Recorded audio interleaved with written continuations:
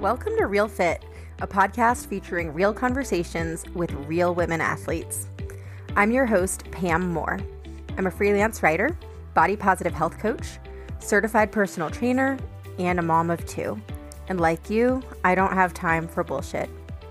I created this show for every busy, badass woman who struggles with the question, am I enough? I'm here to tell you that you are. And my goal is to share stories that will inspire you and let you know you're not alone. Thanks for being here for this episode of Real Fit. Welcome to episode 2. You are in for a treat today because our guest is Liz McDonough. She is an old friend of mine and she just embodies positive energy. Her superpower is getting things done, especially hard things.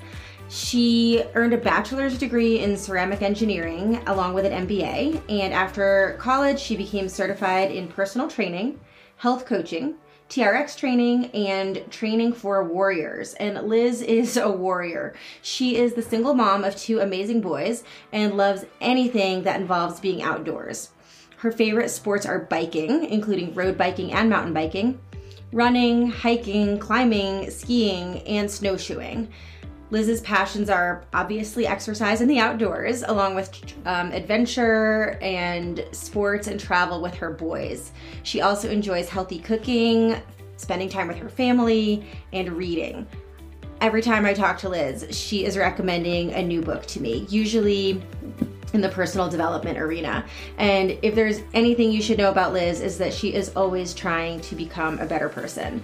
Among her many athletic achievements are 6 marathon finishes, including Boston, 1 Ironman, Lake Placid, which we did together, and she placed 3rd in the 2019 Sea to Summit race. And she has also raced road bikes as a Cat 1 cyclist. In this interview, we went deep and had a blast. As I mentioned before, Liz is an old friend. We have known each other since 2006. We met through the sport of triathlon and quickly became training buddies, logging tons of miles and many flat tires on the bike and many yards in the pool. Although I will say most of the time we spent in the pool was just brief seconds at the wall because Liz was in a much faster lane than I was ever in. And even though we've been friends for a long time, I got to learn so much more about her during our chat. I really enjoyed going deep with her. I hope you will too. I felt super energized after we talked. So I hope that you enjoy the same energy. In this episode, we dug into a lot of topics, but some of the highlights were what it feels like to use endurance sports for validation and why it never actually works, taking a minimalist approach to training. We talked about spirituality, mom guilt, divorce. Liz had some great advice to any other women listening who are going through a divorce right now on not being heard in the workplace. We also talked about the freedom that comes with letting go of a lie, asking for help. And finally, we talked about self-care. And I know it sounds cheesy, but self-love and how important it is. And letting go of perfectionism. Let's dive in. Thank you for being here. With no further ado, here is my conversation with Liz McDonough. Liz, I am so excited to have you on the show. Thank you for having me on here. I am honored to be a guest. So thank you. Thank you. I think this is just going to be a big love fest. So start way back. And I know that you have been an athlete pretty much all your life, but our listeners don't know you. So Liz McDonough, tell me, where did your athletic spirit begin? So growing up in the Adirondacks definitely was the start of it. And just literally being outside, making bike trails and riding bike trails and hiking and camping. I mean, that was kind of like we were outside all the time. So that definitely started the spark of being outside. And then I was a gymnast and I played softball, and the gymnast started really early. Like I remember being at the beach and my mother could not get me off the bar, the bar that would just swing through the air and I would be just doing flips on it. I'd be hanging off of it. And so that started pretty early.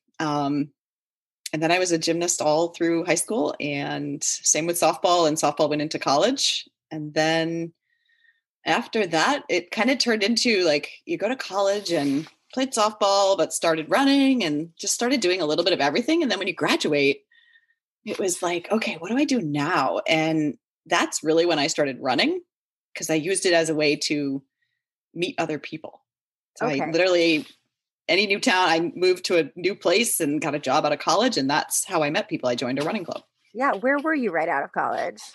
Right out of college, I went to Manchester, New Hampshire, Okay. and I was working for Osram Sylvania in the lighting world. And I was in their program where you rotated around every 8 months. So I was only in every spot for 8 months, which, is not a lot of time. So No. running club was a great way to meet people and literally like from day one and start doing the things that I loved. So that's how that Mhm. started. I find that like when I run with people, like you can run 4 miles with somebody, 5 miles, 6 miles, and suddenly you like know more about them than people you've worked with for a year or whatever. Like, So, do you find that? so true. I think there's that commonality, right? Like you just have, I don't know, it's like all boundaries are down and you talk about Why? things with people that you exercise with way more detail than you would with the normal person. Yeah. Yeah. Why? Why is I that? think it's because you can be yourself, right? It's like when you're in work, or at least in my field and my position, I feel like I'm maybe not myself, right? Because it's not doing that passionate thing that I love, where running and biking are like such an amazing energy. And I think Yeah. it is energy. I think that's really what Yeah. it I wonder is. if part of it is just like the forward momentum and you're like, your mind is sort of free, maybe because you're like in the zone. And maybe, do you think there's something about the fact that you're not facing the person that you're speaking with? That's a good point. Always wondered that. That's probably a really good point, because neither one of those activities, actually most activities, you wouldn't be facing the person. No. And I feel Yeah. like, So there's like no judgment. Judgment is removed. yeah, and it's normal. Like I'm comparing like running with a new group of people or a new person to the experience of like going on a date or like a blind friend date. Have you ever had like a friend set up? Like, Hmm. and It's nerve you're, wracking. yeah, and you're like face to face, and it's like really awkward if you're not talking. Whereas if you're running up a hill or biking up a hill, it's legit to just not talk. It's not awkward. Exactly. That's That also what it that's is. that's definitely it. We kind of got off on a tangent. You were saying that like sports, biking, running, all of that is sort of a passion. And now you're talking about you're ready to start serving other people and living your one life in a different way. Is there an intersection between sports? And I do want to get back to sports, but like, do you see an intersection of sports and what else your life could be beyond light sales? Oh, I mean, obviously, definitely. you're so much more than light sales, but I mean professionally. We're going to get to the other Yeah, things in a no, second. absolutely. No, and yes, I think there's definitely going to be an intersection, because I think that's where I come alive. Like you can see it already, just the energy that's there in talking about biking and running, and even just the community that's created with those type of people, right? It's easy. It's not like work. It's like you're hanging out with friends and you're just talking. So yeah, definitely being able to empower um, women, moms, single moms, and just using nature and sports to really kind of free yourself and almost find yourself again, right? Like think of how when we're little, we don't care about anything, right? Like my kids don't, they're not like, oh, I shouldn't try this because it's risky, right? They just do it, and Yeah. as we get older, we put all these limiting beliefs out there, and we don't try it as much. And you know what? We need to get back to that, because like you said, we only live life once. Totally, totally agree. How old are your kids now? So I have two boys. I have 11, and Patrick will be 15 on Monday. My So God. Oh crazy my how fast God. time flies. I'm just saying my God, everybody, because when Liz and I used to go, we became really good friends when we were training for Ironman Lake Placid we did it in July 2007. So like that whole year we were just training constantly and often going for like these epic bike rides. And we would come back from those rides and there would be like little baby, like pudgy baby Patrick. And it's just hard to imagine that he's now a teenager. So yeah, let's get So back. crazy. I want to By the way, do you remember the ride that we did where we had like you had like 6 flat tires? Yes, I do. We had to keep calling home and being like, okay, we're going to be another hour. Oh, it's going to be another hour. And I do remember that. Didn't we have takeout after? Didn't Chris bring we did something? We were pretty unhappy. Well, I think everybody was pretty unhappy by the time we got home. So. Yes, that was epic. So tell me, going back to that, so just maybe chronologically, so you got into running mainly as a way to meet people. At that, I mean, clearly you'd been athletic all your life. At that point, like when did you realize, hey, I'm better than most runners? I'm pretty fast. Like when did you qualify for Boston? I know Liz won't tell you that she's fast, but she's fast. So I think when I did start running, obviously that competitive spirit is in you. So you start racing and you go out and you do a 5K and you're like, wow, I finished like top in my age group or, maybe in the top 3 or whatever it was. And I think that just drove me even more to see like how far I could push. Cause I was like running, but not really training. Like I didn't know anything about, all the different avenues of how to train for running. And I was just running miles. And so I think when I sat back and looked and thought like, I could actually win that race. And so that's when I started doing a lot more. I started adding tempo runs and speed and, just incorporating different things in to get faster. So when was that roughly like in comparison to like, let's say you got into running after college, which one was that? Like 98? 98. Yeah. And then we did Boston in 2000. So it wasn't that long. I mean, it was about 2 years. And that's when, at the time I had met Chris, and we started running together. And it's funny, that's how we met as well, was when I got the job in Rhode Island, I was moving back up, and I joined a running club, and that's how we met. So we met in a running club, which is kind of interesting. Yeah. But we started training together. And that's when I think being in the running club, people started talking about marathons. And I was like, oh, well, maybe I could do a marathon. So I signed up for New York City was my first marathon. Oh. And I literally just did it. I entered. And actually, this was way before I even met Chris. This was right after, it was probably in 1998. It was the year I graduated college.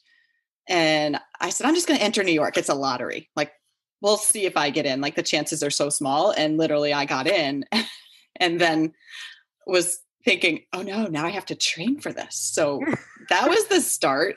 Yeah. And then it was 2 years later that I did another one. I actually had moved down to Kentucky and then I moved back and I trained. I did Clarence to Mar that was up in New Hampshire. Okay. As the race to kind of see if I could qualify. And I did. I qualified for Boston. And I think that's big, right? Like you know, as a runner, but like so many people that are just out there in the world. Even my boss at the time was like, oh, you did Boston, kind of like big deal. And I was like, yeah, but I qualified for Boston, and I think it's a huge deal. People that are not in the running world or the sports world, they just think, oh, well, you raised money and did it. And I'm like, no, I actually qualified for it. So. Yeah. Okay. So then after that, how did you make the bridge from running to triathlon? Injuries. Yep. So as we all know, like you run yourself into the ground, you're doing the same repetitive motion over and over, and then you get injured and you can't run. So you go to the doctor. They say, okay, well, you could swim or bike, and you're hesitant, right? Because you really like running and you like being able to just walk out your door and do that. Yeah. But that's where that started. So I was in New Hampshire at the time, and I found a gym that happened to be right next to my physical therapy place and started swimming. And then I started mountain biking first. Oh. And then eventually road biking too. Yeah. Oh, okay. And then triathlon. And then like, at what point were you like, you know what? I just had a baby, but what's a really good idea to like do a half Ironman when he's like 9 months old and then do an Ironman. Like at the time so to fill everybody in, when Liz and I met, she had this baby and I was single and I knew nothing about motherhood. And now that I have 2 kids, I'm just I can't wrap my mind around how you worked full time and had a baby and made the time for it. Like, tell me more about that. I think like anything, my mentality is just when you go in, you go all in and you do it 110, 120%, no matter what it is. So the same applied for sports. And specifically for triathlon, I think it was always just pushing that limit, right? It was starting with a sprint and then going to the Olympic distance. And then eventually it was like, oh, half Ironman is next. That's the next thing. And kind of looking at it on paper and saying, this is doable. And then once we did a half Ironman, I mean, it was definitely known that an Ironman was in the future. So, I mean, it is, right? Like a drug, right? It kind of is. I mean, I consider it to be, I think it is, right? It is like an addiction, but it's a good addiction because it's exercise and it's good for you, right? It's better than smoking or drinking or any of that. But I think it's my mentality. I think it's just that internal drive. And I do think part of it was to finally see if I could be the best at something. Like I felt like even growing up, like when I did gymnastics, like I was always good, but I was never the best. Mm-hmm. And so I think there was this push to try to be the number one. And I think that was almost the way to do it. It was just take on the next distance, the next race, the next thing, and just continue to push and see how far you could push your body. And I loved it, right? I mean, you love it too. You know that feeling that joy. When you work out, people who don't do it don't get it. No. I had somebody that I worked with that used to say, you are so crazy. You get up at 4:30, 5 o'clock every day just to work out. And I'm like, and then it took, I think 10 years later, she called me and she said, I've been going to the gym every day at 5 a.m. for this class. And I now get it. I know why you did that. And it's that incredible feeling. Yeah. It feels powerful. It feels good. It's like I said I was going to do it. I did it. And I did something I didn't imagine that maybe I could do like 6 months ago, a year ago. I finished the Cape Cod Marathon and my parents were at the finish line. They were at like the 24th mile. They were at the finish. They were I asked them to come. They didn't want to, but they did. And when we got to the finish line, my parents are not exercisers. My dad, speaking of people who don't get it, he goes, so like, now what? Are you guys going to all start banging your heads with crowbars? As if like, if you think a marathon is fun, then like you're nuts, you know? So did you ever... Did you kind of meet your quest to be the best? Like, did it happen?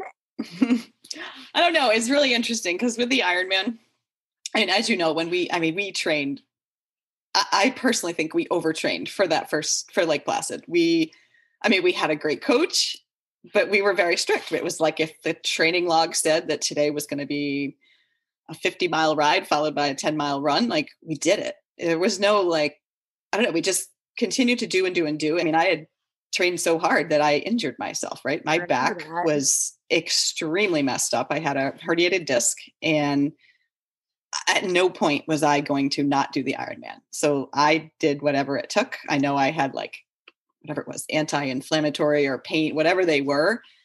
And I took it because I literally had days where I couldn't even, like I'd stand up and I'm like, oh, my back hurts so bad. Like this, the excruciating pain, but I was not like for the time and effort that we had already put into training. Yeah. I wasn't going to not do it. So I don't know. Did I achieve my final goal? I think my final goal, honestly, was to have qualified for Hawaii because that's the ultimate Ironman. I think that was deep down. And I think at the time, I don't know. I think going into that race, even if I qualified, I don't think I could have done it. Like, I think my back was that messed up at the time that I wouldn't have been able to do it.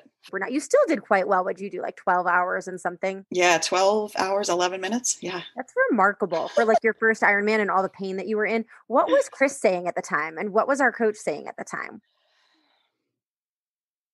I think take it easy, but I don't think anybody ever said you shouldn't do this. Okay. I mean, you wouldn't have listened. I wouldn't have listened anyway. No, definitely not. Nope. No. I would have walked if I had to have walked that marathon just to finish it. Yeah. And I know that and I want to like jump back because I do want to also, I know you got really into bike racing for a time and I want to kind of talk about that. But I also want to ask you about, I know now you're all about, sometimes you'll be like, oh my God, I did a 20-minute workout and it was great. Or you're like, as far as I know right now, you're not training with a goal in mind. How has your attitude about, your motivation, like where it was, I just want to see if I could be the best, to now it's, I feel like you're more of a, you know what, I want to do it because I want to enjoy the fresh air. I want to get out there. I just want some time to myself, whatever it may be, but not necessarily that drive to be the best. How did that evolve over the years?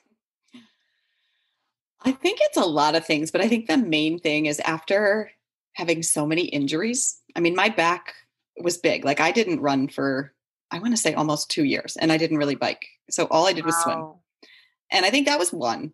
And, but every time, right, it was any time that we got injured. So even if like I came back from that and started doing something else, like there was always something nagging. And I think I started to learn, like, I don't want to be injured. Like I would rather do less and still be able to do it, because I'm miserable when I'm injured. My kids even know it. Like they, they will say to me, oh God, mom's injured. She's watch out, or even if on a day I didn't work out, like they know I'm not as happy because it's not like I don't start my day off. But with that in mind, so I think that's one is injuries. And then two is probably finally realizing that I didn't have to prove my self-worth by accomplishing something in a race, right? Like I look back and I think of at the time, Facebook wasn't really big when we were doing our Ironman, but like, it was still just being able to like go out and say to somebody, oh, I did an Ironman or I did this. And like hoping that on the opposite side of that, coming back from them, you would get a response, right? You would get like, wow, that's amazing. Because I couldn't do that for myself. And we know we as women, we still do that. But I think it's recognizing it and being able to see it. It's huge. Like, so just, I think being able to take that step back and realize that I probably could be healthier and more fit doing less and actually taking days off, right? I always used to think, oh, I can't take a day off because I'm going to lose fitness. I can't eat that big piece of chocolate cake or whatever it was. Like there were plenty of things that drove that. And now I realize that more time off is better in the long run. Yeah. Yeah. And having your time back. I think that's another big thing. Like I don't have, but do I wish I had 3 or 4 hours? Like, yeah, I would absolutely love to go bike every day, but like, it's just not feasible. Yeah. Yeah. I hear that. And I totally relate to what you said about you're searching for this other thing to give you validation, right? Self-worth, Yeah. validation, whatever you want to Yep. call it, when really, like you said, like only you can do that for yourself. Like I heard somebody once say, maybe it's a Twitter account I follow, like it's an inside job. Like, so how did you like with in a kind of segueing, you got divorced along the way. Do you feel like your divorce played a role in you coming into your own as far as going, I don't need a finish line or a PR or a podium finish to prove myself? I think the divorce, I don't know if it taught me that, and definitely not right away. Like it took, so I was pregnant with Jacob, my second. And then that was in July of 2008. And then found out in November that my husband at the time was having an affair. And I mean, it was pretty mind blowing. I mean, to have a 3-year-old, to be pregnant, and I actually I was pregnant with twins at the time. Well, actually right before I found out I had lost one. But so to have that, and I had just started a new job with my company. So there was just so much. So I think to say, did that help me with the achievement piece? I think looking back now, almost, over 10 years later, yes. But at the time, like, I don't think I didn't see it. Like I think the achievements and the accomplishments, it was more that there was not time for that anymore. Like it was just Yeah. kind of like survival mode. Like, how do I get through every day? How did you, so wait, let me put this back, piece this back Mhm. together. You said, um, your baby was born in summer '09 and November '08 was when the marriage kind of fell apart. Yes. And Whoa. So you're what now, like 4 or 5 months pregnant? Yeah, I think I was 4 months pregnant. Yep. And And I wait, had lost a twin probably September. So July, August, September. So 3 months, lost one of the twins, which in hindsight now I think was a blessing in disguise, because I can't imagine raising twins alone with a 3-year-old as well. what did you do? Did you like go to your parents that initially? What did you do? So I didn't. And I stayed here because home was kind of, I mean, it was a comfort place. In hindsight, I think I would have went to my parents' house for the long, like at least for a year, and just tried to figure things out, but I still had to work. So Yeah. I didn't really look at it as an option. I did go up there a lot though, because it was, I mean, Jacob was born in April. So once summer hit, we were there a lot. Like I would go for 3 weeks at a time and then just bawl my eyes out going through the toll booth, coming home, just like, oh, why do I, because home wasn't Rhode Island for me like that. Yeah. It didn't feel like home, but I was trying to keep everything as normal as it could be, because Patrick was 3. So he was already, he knew what life was like to be together Yeah. as a family. And I mean, Jacob knew no different, because he was born and we were already separated. But I think how I got through was literally like one day at a time was the phrase that I would use. I mean, it was just keep yourself together during the day, put on your happy face for everybody you work with and for the kids. And then at night I would just, I don't know if I lost it every night, but I definitely at night was when I would call my parents probably every single night. And my best friend, Tara, who is a godsend, like between the two of them, Tara used to say to me, just put it in God's hands. And at the time, like I wasn't even going to church. I just was like, what does that mean? Put it in God's hands. I do believe in God. We're Catholic. But at the time we weren't really going to church. And like, I don't know. I don't think I believed as much as I believe now. Like now, I mean, church or no church, I mean, I believe the universe has a power over us and things happen for a reason. And I mean, I can look back on this all now, and know that it did happen for a reason. But I think one other big piece that did get me through was exercise and nature. Like that was huge. Like I remember once I found this amazing babysitter that literally would come to my house at, like, if I needed to go, I'd say, oh, I really want to go for a swim, like, cause I couldn't get out, like with a 3-year-old and newborn on my own. There was no, oh, I'm just going to go out for a half an hour and come back. Right. That didn't happen. So, so I would call, Lucy was her name. And she's still to this day is one of our best family friends. And I would call her and say, hey, I really want to go swimming. She would come to my house at like 5 a.m. so that I could go out and get to the pool and swim and then, go on with my work day. Like she was amazing. And honestly, without her, I probably wouldn't have gotten through it, because I needed, like, how swimming is like the one activity that you are totally present and you just can, like, I don't know, just not have to think about all the other crap that's going on. Yes, 100%. 100%. You don't have to hear other people. Right. Shitty day. I'm like, nobody better get in my lane. I want to be alone. Exactly. Wow. Did you experience, the crushing mom guilt of hiring a sitter to go exercise? I definitely did. It was interesting. I think I felt it more as they got older. Okay. Like when Jacob was the baby, I think because they are a baby and they sleep a lot more and they don't necessarily know that you're gone for an hour and a half at the pool or whatever it was to drive there, swim and come back. But definitely, like, huge. I mean, it was all the time. And anytime, like, even as we had other babysitters, as the boys got older, like if they were here and because I've always had an office in my house. So working from my house is like, and if they were here and I went out for a run, like during my work day, I felt this tremendous guilt. It was like, oh my God, I'm paying this babysitter to be here so I can work. And here I am going out to have me time. Yeah. Like, what?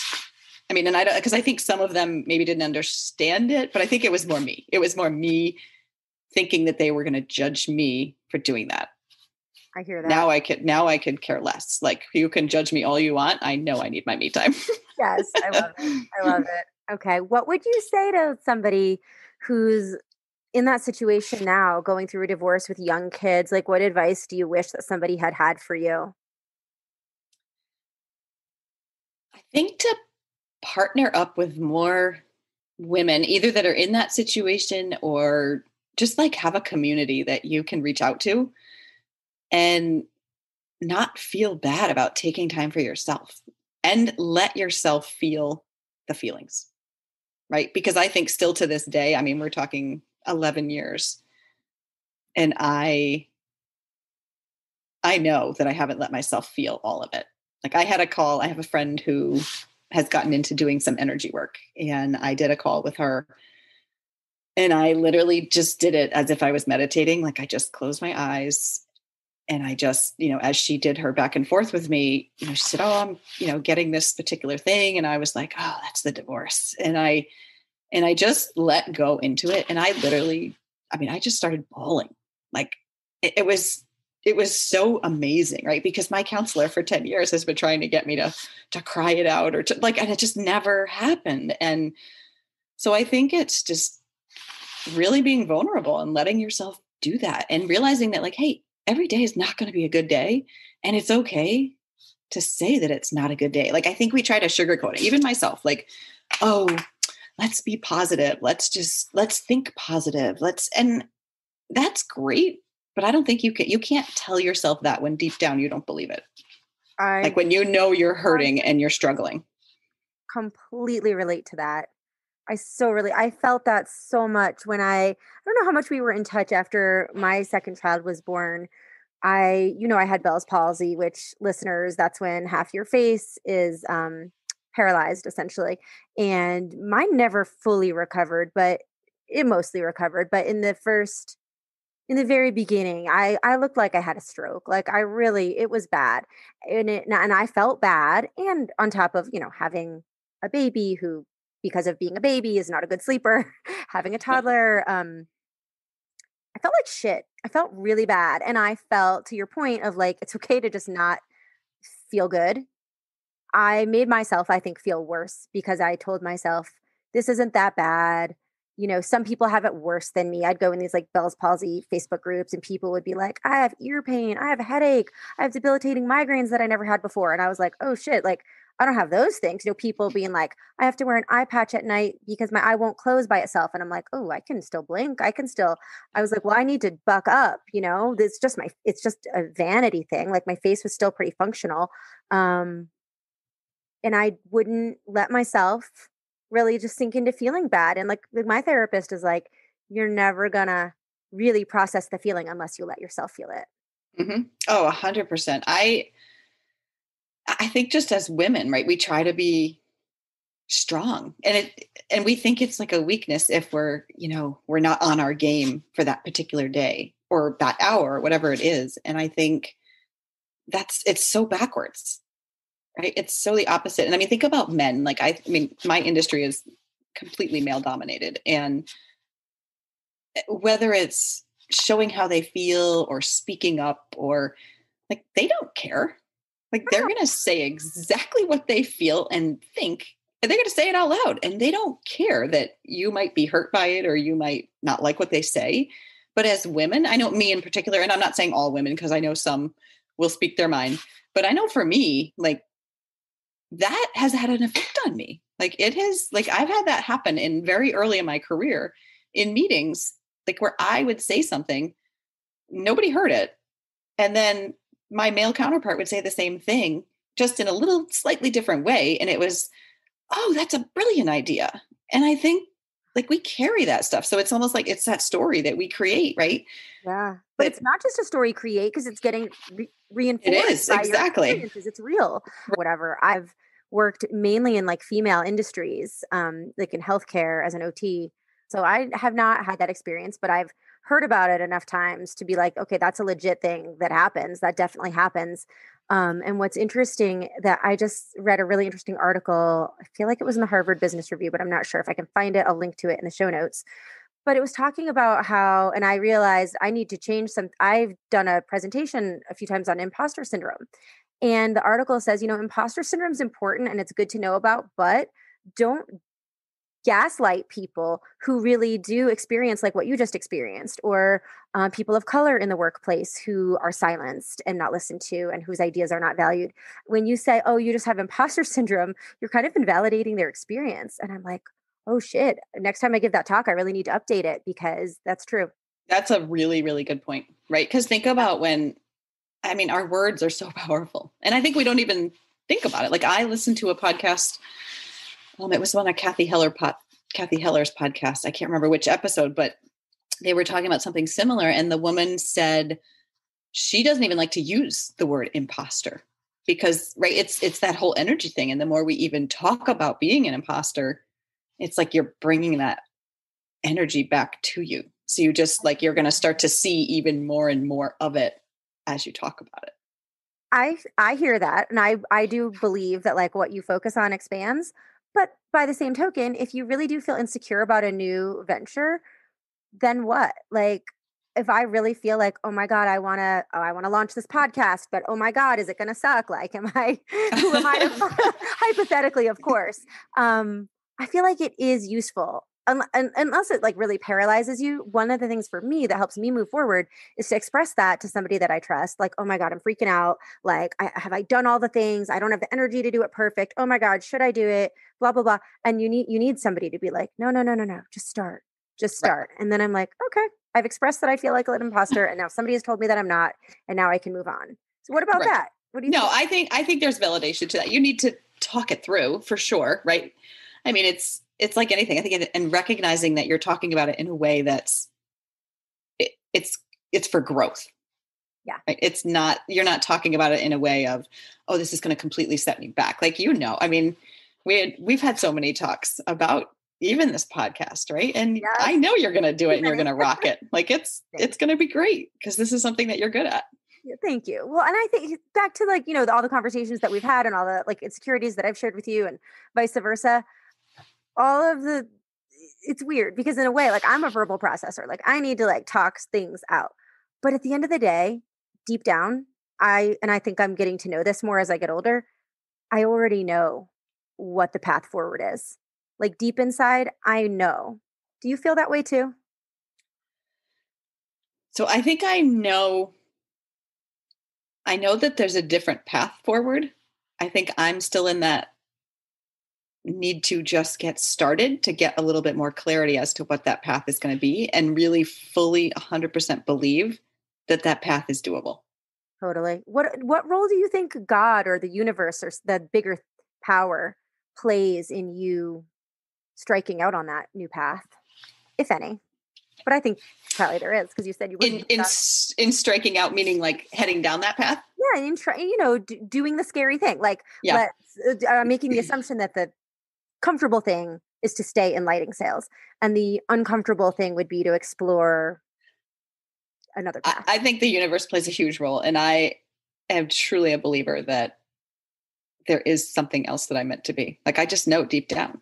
Mm-hmm. Like I don't, when I get up in the morning, I want that fire in my belly to be there all the time, all day. Like, I don't want to have to shut it off when I'm doing my regular job, right? Like, I want to serve people. I want to help people. And I do think we each have something that we're so passionate about that we can turn that into, like they say, turn your mess into your, what is it? I'm blanking on this, turning your mess into your message. Right? Like that's what, so, I look at that and I think like you were talking about when you had the Bell's palsy, but how you were saying, like, you would look at other people and say, oh, well, they have it so much worse than me. And so like, I shouldn't complain because my situation isn't bad. Well, I think I look back, right? There's so many people that have started businesses that, they had a life-changing event, right? Like somebody passes away, they themselves were so sick. Like, and I look at that sometimes and I think, oh, well, okay, well, I was divorced and a single mom. And I look at that and I kind of don't give it credit where credit is probably due, because it was a lot to do all of that. And like to teach other people how to use nature and adventure and sports, or even just like getting their kids involved in these things. Like there's something there that I can still teach, but it's like validating it to myself that it is enough. Like what I went through in life was enough. And there are reasons that all of those things were put there in order to use that to help other people. Yeah, I totally agree. I think like pneumonia, like I got pneumonia. I had dated somebody after I got divorced. A couple of years it took me to start dating, and I was in a serious relationship for about 4 years. And I did a lot of bike racing. Like I literally same thing. And the whole pattern of the triathlon followed into bike racing. It was, okay, let's do the short ones. Then let's do the circuit. Then let's do the longer rides. And then, in bike racing, there's categories. You start as a category 4, and then you go 3, 2, 1. And 1 is basically you're racing at a pro level. And that was my motivation. And the guy that I was with he was on that path, and he was like, oh, you're so good. You need to do this too. And I'm like, okay, why not? And so I did. And but I found myself setting my life goals around racing and riding and training. And I just got to a point where I was like, this isn't what I want to do. Like, do I love it? I love training and I love riding, but my family needs to come first. Yeah. And I need to fit the training in. But right after that, we broke up. And then shortly after, I think that was like over the summer. And then it was right around Christmas. It was this time of year, right? Which we know as moms is a crazy time of year. There's just so much to do, right? I mean, you're doing it on your own. It's December for everybody who knows. December, yeah. December so 2020. Decorating the house and making the cookies and all the shoulds, right? All the things that we should be doing. I mean, that piled up, and I thought I came down with a cold. And next thing you know, I'm on the couch. Like I can't even get off the couch to go upstairs, like to get my kids a bowl of cereal, right? Like I'd walk up the stairs and was out of breath. Like having this conversation with you right now, I would be out of breath. Wow. And so I finally, I went to the doctor, they found nothing. And I'm like, I'm telling you, I don't go to the doctor. I said, I don't feel good. And then finally they did x-rays, and my doctor called me from his vacation and was like, I'm just calling to make sure you're still living. Cause this is bad. Like you have pneumonia really bad. And I was like, said, I want to make sure you're alive. Yeah. It was the worst voicemail. Did you get him on the phone, or was that a message? No, on the phone. And he was like, I just want to see how you're doing. Like, this is your x-rays are really bad. And I said, well, that explains why I can't walk upstairs. I can't talk, blah, blah, blah. So, but for me, I think that was an eye-opening moment. That was the first time since I got divorced that I literally had to call my ex-husband and say, I need help. And that we know as women. Divorced for what, 5 years at that point? Probably about 5. Yeah. Oh my God. And that whole time you had an infant and a toddler and now a toddler. Oh yeah. And I didn't, all right, who wants to raise the flag and be like, I need help? Not me. And I think that for me, that was the universe saying, okay, you're tired. You're asking for help, right? But you're not really asking the right people. You're asking, you're just putting more and more pressure on yourself. And I think that was a wake-up call for me. Like that was okay. And you know what? It was okay to ask for help. Yeah. And right after that, let me tell you, I asked for a lot more help, and it came willingly. Awesome. And now I don't mind asking for help. Good for you. Yeah. Yeah. You are like an independent, can do kind of person, but like when it doesn't serve you anymore. Well, and when the only person that I don't want to say the only, but when it's your ex-husband, like it's just for me, that was a really hard thing to have to ask him for help. Yeah. I didn't want to go there. I would go anywhere else but there. Yeah. But you did. My family was away. My family was 4 hours away in New York. So I didn't really have any other choices. Yeah. But life went on. You asked him and he was. Yep. And then he helped me on lots of things, which was great. That's really nice. It sounds like you guys have a really nice co-parenting relationship now. We definitely do. And it has taken 10 years, 11 years to get to this point, but it's been building on, right? I mean, I think we've always put the kids first in everything that we've done, right? Even in the beginning. I mean, and don't get me wrong, I had plenty of days where there were many choice words. There was lots of arguments. There was yelling. There was frustration. But like at the end of the day, I think, and pneumonia definitely helped. Like it was not long after that I finally looked back and said, I'm carrying all this negative energy. Like, It really is. Like when you can't get along and everything that they do, you're criticizing, you're judging, you're just looking at it. You're looking for the bad because how could it possibly be good? Right. And blaming, right? Like I mean, I had full valid reason to blame, but at the same time, it was just this, it didn't need to be there. And so I started little by little to just release a little bit here, a little bit there, like not be so picky about, oh, you were 10 minutes late for pickup or whatever it was. I just started doing that and it was very freeing. And then actually this past summer, we decided to, well, I asked him if he would be willing to tell the boys what really happened. And I give him huge credit for being able to sit down. I mean, we did this together on my back deck in the summer, and we sat down and we told him the whole story of what happened. And it was so powerful. I mean, after 11 years, got my apology. I got my I'm sorry. And Wow. it was truly amazing. And honestly, I will tell you that after that conversation, I think things changed even with us. Like I find that we're more, I don't know, we're just nicer to each other. We don't nitpick about things. It's like we talk on the phone without the little dig, without the edge. And it's been wonderful. And I honestly think for me, like that was a freeing piece. Like I think even this business that I want to start and all these like relationship and like, there's a lot of things that I know are going to change down the road, but I think they couldn't change until that happened. Isn't that interesting? It's not like your business or your athletic life or anything exists in a vacuum. Exactly. Yeah, I think everything's tied together. 100%. Wow. What was the boys' reaction to Chris's revelation? I think it was good. I think maybe there's still questions there that, right, when you don't know what to ask, you don't ask it. But I think they're both old enough to know and understand what it means. And I do think that in some cases, maybe they do look at things a little differently and have a little more empathy towards my direction, maybe than Yeah. they used to in the past, or like just chipping in. But I also think it was big because when we talked about it, I said, that was really hard for your dad to have that conversation. Like for him to admit that he was wrong and that he doesn't want you guys, like he wants you to lead by example, right? And like if you don't tell the truth and you keep it hidden and sugar coated, like that's not how life works. So I think for them it was a really big lesson. And you know me, like I'm always let's find the silver lining that's in this. Yeah. So obviously as we were having the conversation, it was kind of like, oh, well, here's what we can learn from it. And so I think overall it was hugely positive.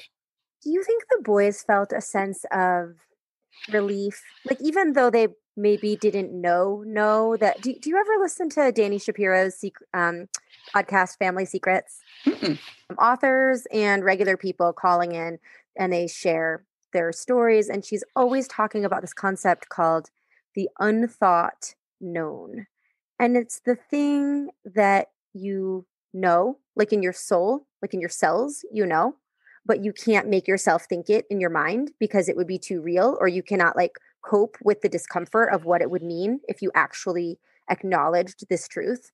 Like the best thing I can think of is like, when you're in a bad relationship and you got to get out of this relationship and like you haven't told a friend, I mean, hypothetically, of course, you haven't told a friend, you haven't like written it in your journal even, but You like just you know. know it, but you Yep. won't think it because then, yeah, it's too scary. It's too uncomfortable. So I wonder for the boys if there was some element of like the unthought known there, and maybe they felt freer just to know the real truth. I think definitely. I mean, for years, and I think in hindsight, like I go back and there's one thing that I would change in that whole scheme would be to not create the story around it. Even though it was a big deal, what happened, I think I created that because I kept it hidden, right? And when the question was asked, well, what happened? When they were younger, it was there was a different response at the time, but I feel like I created this bigger monster that it didn't need to be. So yes, I think for them, it was probably very, very much so to this no, instead of just hearing a canned response of, well, you'll find out when you're older and you'll understand. And, Yeah. so just to kind of have it out there, I think for everybody, it's good. Yeah. Are there lessons from the time that you were married and the divorce that you would bring to a new relationship? Oh, definitely. So I think one big one, and hey, I think what's interesting is that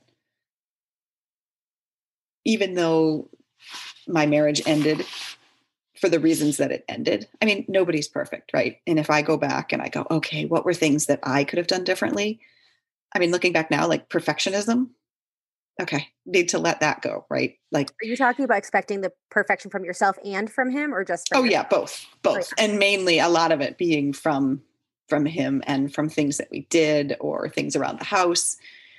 Um, Opening up that bridgeway for communication and realizing it sooner that like it was going downhill. I mean, looking back in hindsight, everything's easier, right? But yeah. I didn't see it at the time. But I think not having that openness and being able to share our feelings and emotions. I mean, I had a hard time doing that for myself, let alone sharing it. And he was the same way. So I think that's another big lesson. And just making that other person feel really important and needed. And that I have a friend who said to me, marriage is 100-100. It's not 50-50. And I will take that into my next relationship, whether I get married or not. Hmm. Like, it's not about comparison, right? It's not the list of, oh, you did this and I did that. It's really, what did we do together? Like, we're doing this for each other and for our family. It's not about comparing it and keeping score. That's So, really beautiful, actually. I got to keep that in mind because it's true. Or another version, Dan's mom always says it's 90-10. Like, in other words, you should feel like you're doing 90% of the, you're both going to feel like you're doing 90% and the other person's doing 10. But the truth is, you just, yeah, like it's hard to appreciate what the other person does because it's not right. you. Yeah. Yeah. No, Yeah. that's so true. So true. But I think we all grow, right? I mean, I look at it as almost like decades. Like every decade, you learn something new that if you could take that and go back 10 years prior, it would be helpful. But at the same time, I think we need to go through that. It's part of our journey. Totally, totally agree. What do you think you're learning in your 40s? I What have you learned so far? think just like, honestly, like learning to let go is big. Like right now, I think for me is letting go of control, right? Letting the universe just do what it needs to do. Like taking that step back and not trying to force every single thing to happen. Just trusting. Yeah. I think that's probably my biggest right now in my 40s. My 30s, I feel like was even my 20s a little bit. 20s was just different, but 30s, I think was the whole, like we talked about with athletics and achievements. And I think it was more focused on the sports side of it, where I don't even think I realized how much I was doing it in my work life. Now in my 40s, I look back and I'm like, oh, whether it was sport or athletics, it was the same thing. Like just always hoping to find happiness or that next, like the next thing is going to provide happiness, whether it's the job, the relationship, moving, right? Like, I mean, I still talk about moving to the mountains. I don't know if that's going to bring happiness, right? Like ultimately I need to have happiness within me. Yeah. And then whatever happens with that, like, I think everything will just fall into place. Yeah. Yeah. No, I totally relate to the athletics thing. I think like you got to learn it when you learn it. Like if anybody had told me before, "Hey, guess what? You're going to get a PR and you're going to be happy for 24 hours and then you're going to be planning your next race." I would have been like, "Well, so what?" And I think it's interesting because there's like what is the word I'm looking for? Like a purgatory or like a gray area. Like I don't regret any of the athletic obsession that I had and it doesn't sound like you do either because it did teach me how important it is to work hard, like that you can get what you want when you work hard, and that every training session is not going to be like, oh my God, the endorphins are flowing and I feel amazing, but you still show up. And I think Yeah. that value of showing up is going to be transferring to like anything that you do in your life.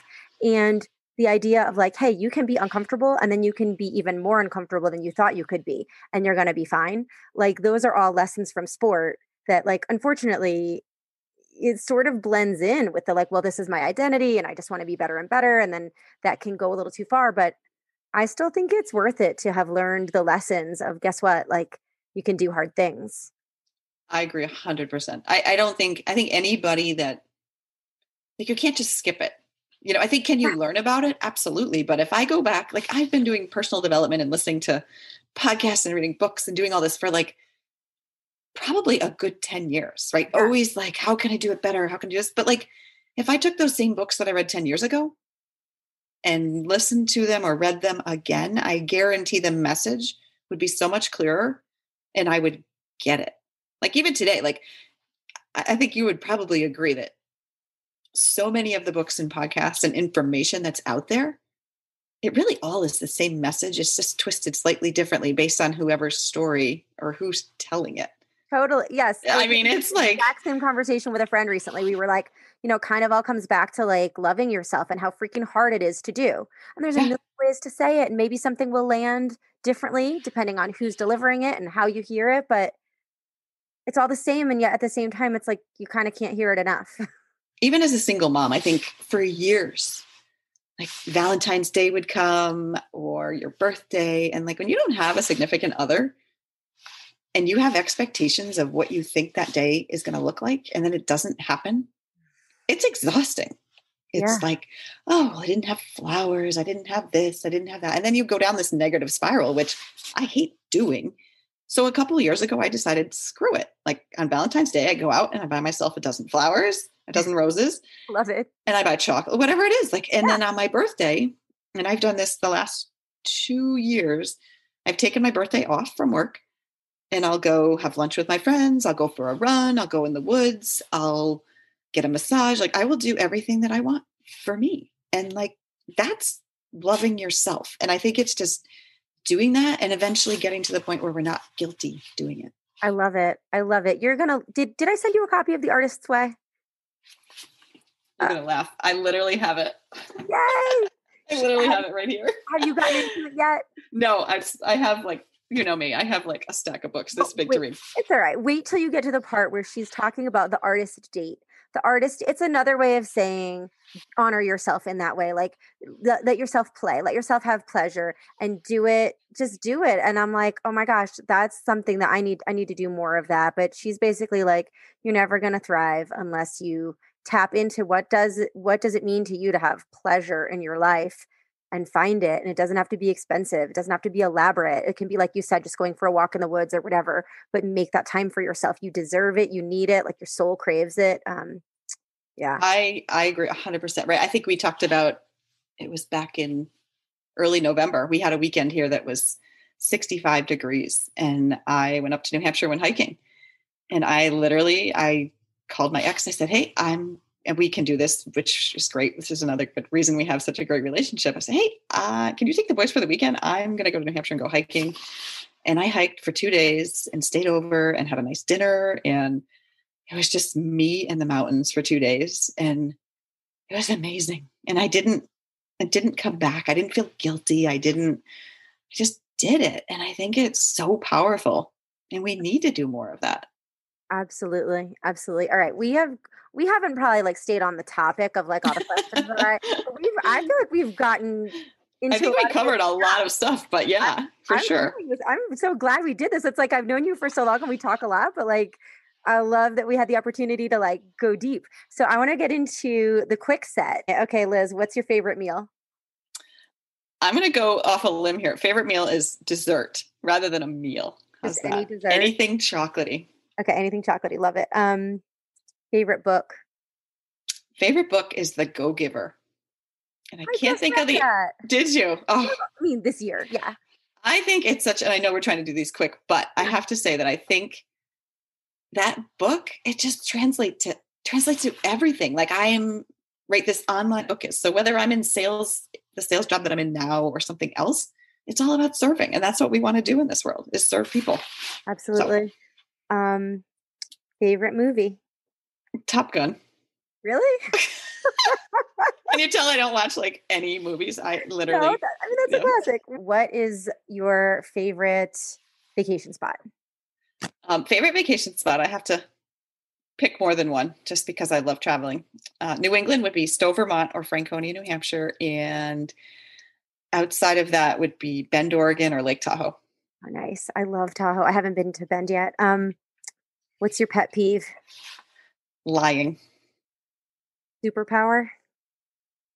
Positivity, perseverance, and connecting with others. Yes. And your worst quality? Perfectionist. Mm-hmm. What is the fitness gear you cannot live without? The list is long. Bikes, and that's multiple bikes, mountain bike, road bike, Camelback. Yep. My running vest, my running shoes, my TRX, and my hiking boots. What makes your running vest so special? Oh, it's so comfortable. It's a Nathan. And it just fits perfectly. And you can have up to 2 liters of water and you can actually store. It's the one I use for the Sea to Summit triathlon. Okay. So it's like a hydration vest. It's not. Oh yeah. But it's nice and small and it's comfortable. It's good for long. Yeah. But it's not for a layer. It's purely for hydration. Mm-hmm. Okay. Got it. How often do you use your TRX? A couple times a week. Nice. Look at me. I'm turning a quick set into a long set. Sorry. Okay. What's your favorite workout?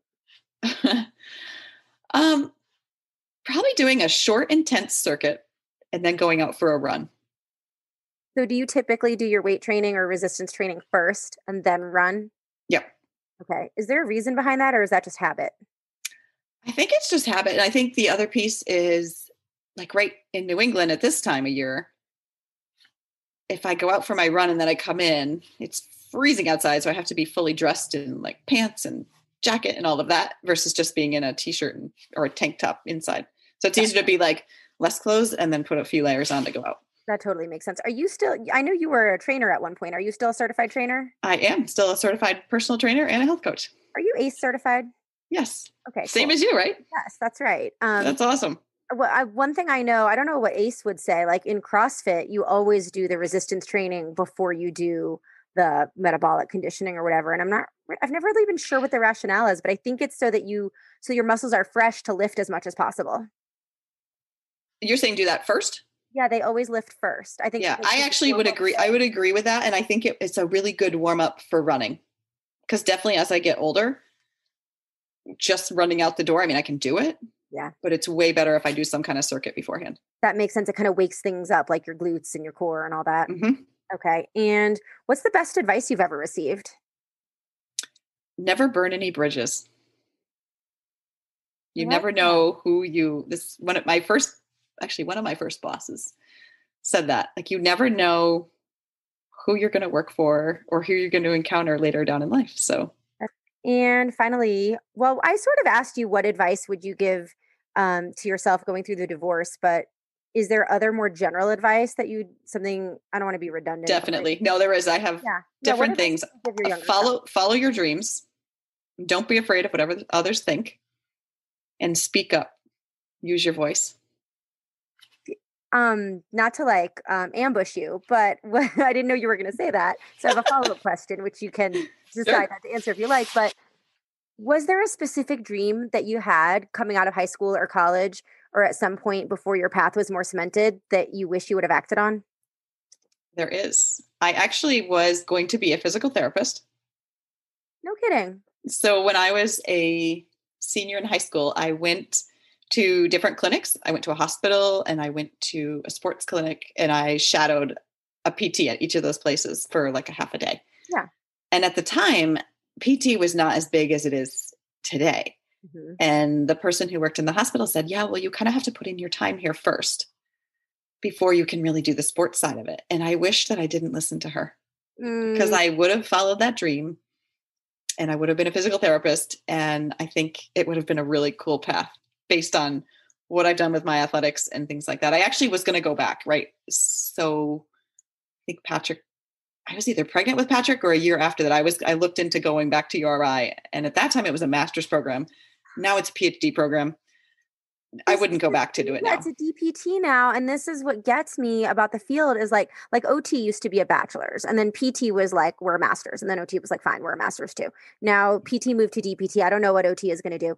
But the thing about the DPT is like, it's so much more school. Now you're in so much more debt. You're not making more money. The ceiling on what you can earn as a PT, I think, unless you want to have, or same goes for OT, unless you want to have a clinic where you have 8 employees, which is a huge responsibility. Unless your parents are paying your education, like that. But you know what? I let go of that. I think at this point I've let go and realized that I can create a new life without that. All right. And is there anything that like you wanted to talk about that we didn't touch on? I think the only thing that I think is really cool is last year I did the Sea to Summit triathlon. Yes, I wanted to ask you about that. It's so funny that when we trained for the Ironman, so this is a pretty big race. It's about a 2-mile swim, a 90-mile bike ride, and then you run or hike to the top of Mount Washington on the Tuckerman Ravine Trail. Hold up. I want to repeat that for people because that's freaking insane. Say it again, please, and say it slow. So it's a 2-mile swim. 2-mile swim. In Maine.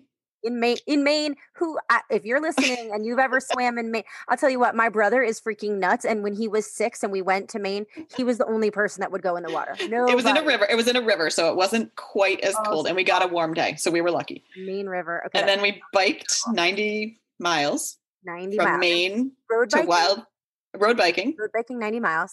To Wildcat Mountain in New Hampshire. And then we hiked or ran whatever energy you had left at that point on the Tuckerman Ravine Trail up to the top of Mount Washington, which is 4.5 miles and 4,000 feet of elevation gain. And it's called the Sea to Summit. Sea to Summit. And I had been there last summer. Yeah, I can send you the link for that, certainly. Okay. And the summer before I was doing this traverse hike and I saw people finishing at the top and they didn't look like hikers. They didn't look like runners. They really looked like triathletes. And I was like, what is this race? This sounds so cool. And so I made sure that I could qualify for it. And how do you qualify? You have to have a specific time, either in an Ironman or a half Ironman. And I didn't, could it be within the last? I think it was within 5 years, but whatever it was, our Ironman was past the limit. Okay. And I literally only had, this was late in the season. So there was only a couple races left in which to do. So I literally, with no training, went out and did a half Ironman. I remember that. I do remember that. And it was not pleasant because I hadn't trained for any of those things. And the time was good. So I used it to qualify, but I got injured while doing that. So I literally spent the next 3 months with a hamstring injury. And then I recovered and anyway, did this race. But I think the point in talking about it and just realizing that it was all done for a completely different reason. And it made it so fun and so worthwhile, right? It wasn't to have the accomplishment, to, have the medal, it was doing it to see if at this age and with 2 kids that were very active in sports and school, if I could still do it and could my body still push. And I did it. And I think even for them, it was a really good example to show that like when you put a goal out there and you set your mind to it, that you can do it. Yeah. And it gives me goosebumps to think about the finish, like getting to the top. I mean, that last 4 miles was really the last mile of that. It was pain. I mean, sheer pain, like pushing down on your quads to get up one step at a time. And my oldest Patrick had run down about a half a mile from the top. And he ran down and he said, "Mom, there's 3 women in front of you and we're going to go get them." And I said, "Patrick, I'm dead." I said, "I have nothing left." He said, "Let me repeat myself. There's 3 women in front of you and you're going to go get them." And he literally was like my cheerleader. "Come on, Mom. Come on, Mom." And we passed every single one of them. I ended up in 3rd place for the race for the women. And it just brings tears. Like it was such an emotional moment to get to the top and to look up and somewhere literally out of nowhere, going from having no energy to being able to run up that final little bit to the very top of Mount Washington and to have everybody there. I had my kids there. My parents were there. My 2 best friends were there. Tara was there. And we did this race all in honor of Grace. So like, it was so amazing. So cool. And I want to link to Grace in the show notes. Can you give a quick? Sure. So Grace, so my, one of my best friends is Tara Reddington and her daughter. So try to keep it really short. So her daughter at 18 months old was diagnosed with Rett syndrome. And Rett is basically a disease. It's a neurological disease that instead of going forward, like learning how to crawl and how to walk and talk and all these things, you go backwards. And most people with Rett are lucky if they live till they're 20. And so when I did the Ironman with you, I wanted a cause. Like I wanted something deep that was going to be my cause and my reason for doing this race. And I raised money. I think at that time it was like $8,000 or $10,000 for Rett syndrome. And so Tara and I became best friends after that. And through the years, Grace got sick and she passed away the year before I did the Sea to Summit race. And so when I did the Sea to Summit, I said, you know what, I'm going to do this in honor of Grace. And so again, I raised money for Rett syndrome to do it in honor of Grace. And Tara, she hiked up ahead of me on the last leg. And then the next day we went back and we all hiked Mount Washington in honor of Grace. Really sweet. So it was really sweet. Really sweet. One thing you didn't say about the race, which I think is really cool, is that it was also a navigational challenge. Can you talk a little bit about that? Like, didn't you not have like a map? Or You're right. There wasn't. So the bike race did not have a specific course map. It just said that there were certain roads that were main roads that you were not allowed to take just for safety. So you pretty much could map out your own course. So I honestly, my hope was that I was going to go up and do a training ride and do all this, but it never happened, right? It was just too hectic. So I downloaded one that I thought looked like, they gave you courses you could download and I downloaded one of those, but literally as you're on the course, we took at least 2 wrong turns because you're following the person in front of you. But eventually once you got to a certain point, you kind of knew the roads, but yeah, it was definitely challenging. The third place woman, even having taken wrong turns. Oh yes. And even having the lead pack, actually there's no, as you know, in triathlon, there's no drafting. Yeah. And there was a pack of probably 10 riders that I saw up in front of me and everybody saw them. And they were clearly drafting off each other. And so they all got a penalty. Oh, nice. So it was kind of interesting, but I was like, okay, I took third place and I didn't cheat, I never would do that. Like I could have got on the pack and rode with them, but deep down, that that's not right. Amazing. So, I want to keep talking. We have so much more we could dive into, but I've taken a lot of your time. Thank you so much for being here. Finally, where can people find you online if they want more Liz inspiration? So I'm on Facebook at Liz DeFranco McDonough. I'm on Instagram at Liz McDonough 75. And also on Instagram at sketch__factor. This is a channel it's an Instagram handle that my boys and I are all doing together. And we're posting lots of our mountain biking videos and trail building. And it's going to be like the outdoor adventure side. So that would be a cool place to check it out. Okay, awesome. Thank you. Thank you so much for having me. This was a lot of fun. Yeah, and I think we got into some topics that were definitely needed and necessary. Thank you for listening to my conversation with elite Uber endurance athlete Liz McDonough. She is an inspiration to me. I hope she was an inspiration to you as well. She is somebody that I just really cherish, having had a friendship with her for so many years. I think we met in 2006. So as I've probably mentioned before, math is not my strong point, but that means we've known each other 15 years. So proud to know her. And the biggest takeaway I got from our conversation was how hard it can be, but also how important it is to ask for help. Liz is fiercely independent, but as you heard, asking for help was huge for her.